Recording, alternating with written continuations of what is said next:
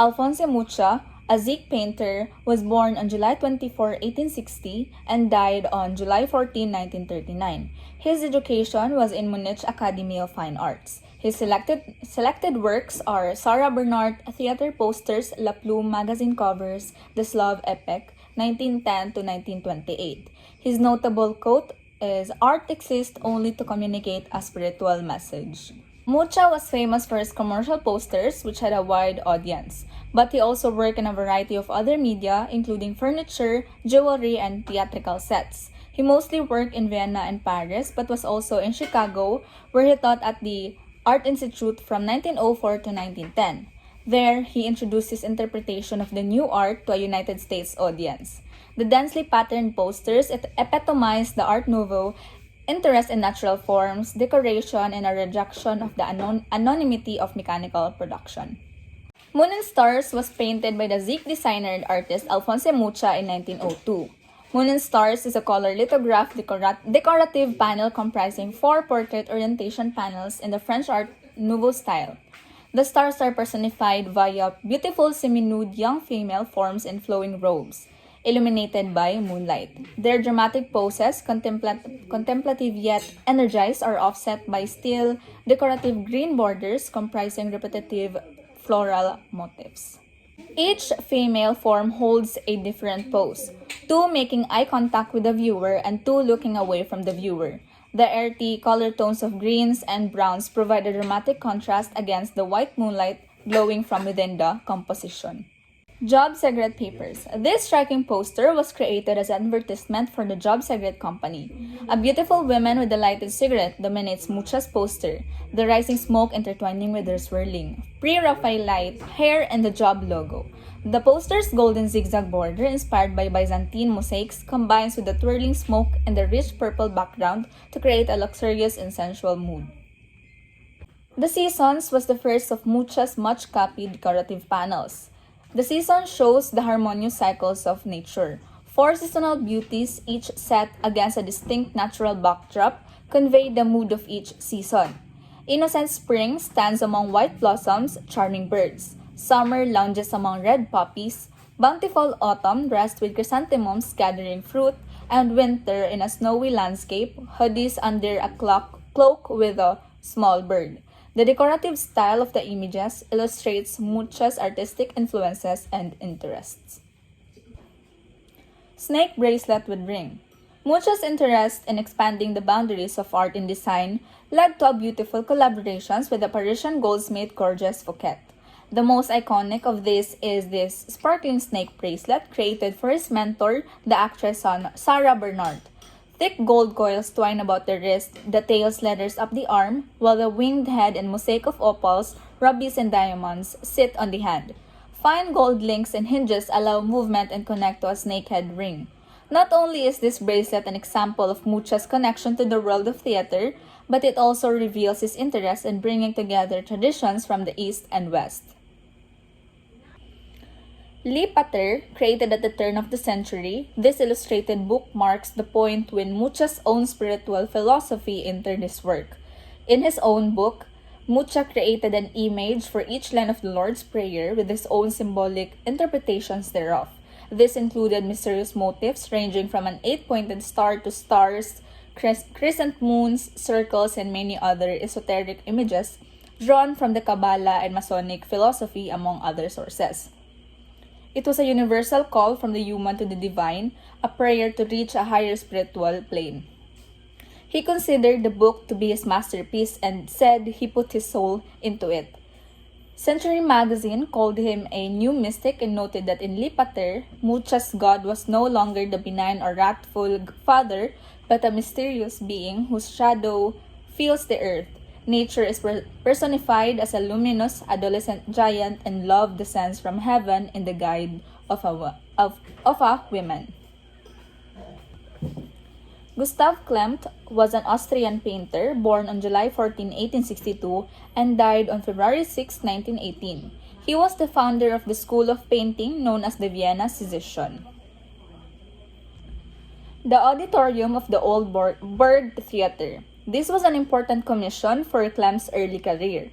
The Vienna City Council asked Klimt and his partner Franz Mach to paint images of the old Burg Theater, the city's opera house built in 1741 and slated for demolition after its replacement was finished in 1888. As a record of the theater's existence, unlike Mach's counterpart to this picture, which shows the stage of the Burg Theater from a seat in the auditorium, Klimt's treatment does the exact opposite, a strange choice, but one that is quite significant architecturally as it shows the full arrangements of loggias and auditorium floor seats along with the ceiling decoration. It is typical of the academic style of Klimt's early work and of the influence on him of Hans Macart. Pallas Athene. This painting exudes thus a sensory conception of the imperial, powerful presence of the Greco-Roman goddess of wisdom, Athena, and the inability of humans to fully grasp that rather than a crisp, detailed visual summation of her persona. Medicine. Medicine was the canvas that caused the most controversy.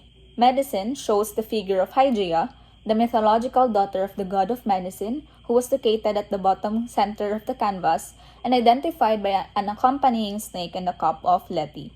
Above Hygeia rose a tall column of light, to the right of which rose a web of nude figures intertwined with the skeleton of death.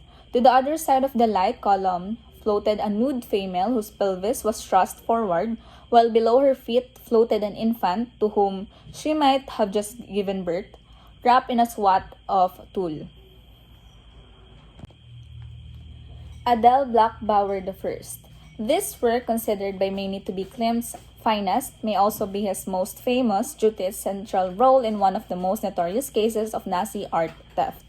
Of all the many women Klimt painted from life, Adele Blackbauer, the wife of the Viennese banker and sugar magnate Ferdinand Blackbauer, was one of his favorites, sitting for 2 portraits and serving as the model for several other paintings, including his famous work, Judith I in 1901.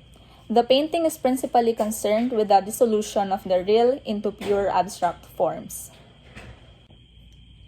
Henri de Toulouse-Lautrec was a French painter.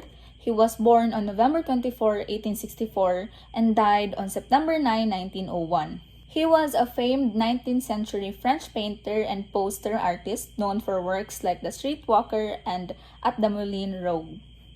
In addition to being the artist who designed the Moulin Rouge's legendary posters, Toulouse-Lautrec was an aristocrat, dwarf, and party animal who invented a cocktail called the earthquake.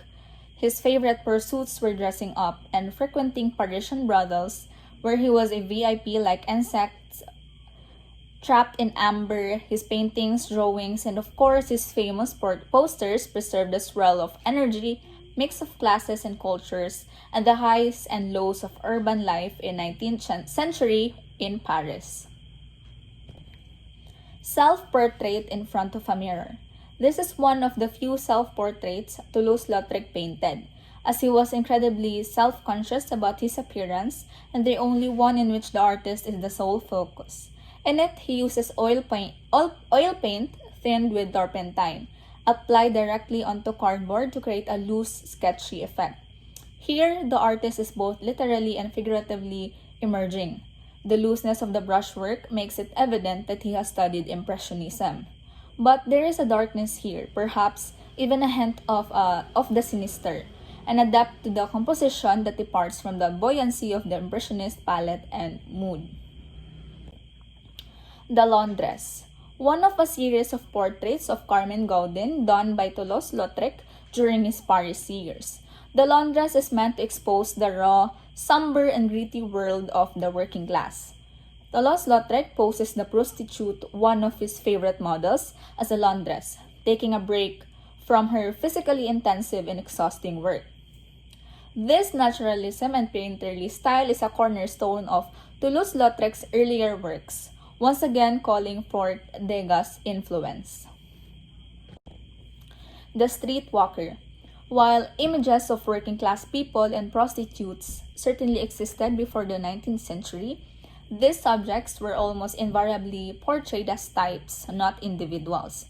At first glance, this is a rather conventional portrait of a woman seated in a garden. In brushy strokes, Toulouse-Lautrec describes the outdoor setting in long-sleeve button-down dress fastened high at the chin.